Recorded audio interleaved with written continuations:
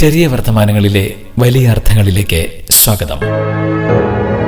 ഒരു യാചകന് 1,00,000 രൂപ കൊടുത്താലും പിറ്റേ ദിവസം അതിലും നേരത്തെ അയാൾ യാചനയ്ക്ക് പുറപ്പെടും.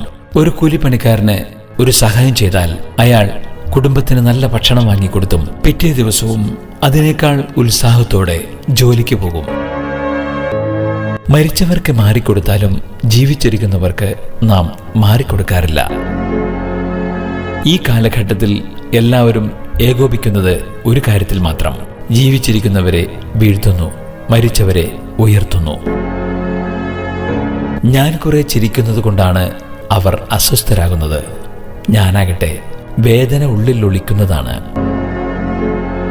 അസത്യം അതിവേഗം പ്രസരിക്കുന്നു, എന്നാൽ സത്യമാണ് ലക്ഷ്യത്തിലെത്തുന്നത്. ചിലർ മരിക്കാൻ വിഷം കഴിച്ചാലും മരിക്കുന്നില്ല. മറ്റു ചിലർ മരിക്കാതിരിക്കാനായി ആശുപത്രിയിൽ അഭയം പ്രാപിച്ചാലും മരിക്കുന്നു.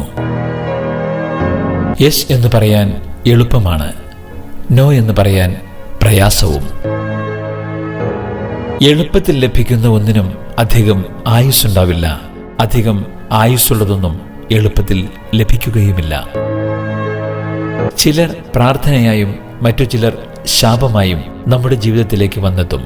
രണ്ടുപേരും ചില മാറ്റങ്ങൾ വരുത്തി മടങ്ങിപ്പോകും. ആവശ്യങ്ങൾ ഏത് ഫക്കീറിന്റെയും നിറവേറും. ആശകളാകട്ടെ ഏതു ബാദുഷിയുടെയും ബാക്കിയാകും. എന്റെ നിശബ്ദത എന്റെ പരാജയമാണ് എന്ന് കരുതരുത്. ഞാൻ പറഞ്ഞതിനെ ഓർത്തല്ലാതെ നിശബ്ദത പാലിച്ചതിനെ ഓർത്ത് ഒരിക്കലും ദുഃഖിക്കേണ്ടി വന്നിട്ടില്ല. ചെറിയ വർത്തമാനങ്ങളിലെ വലിയ അർത്ഥങ്ങൾ ശ്രവിച്ചതിന് നന്ദി.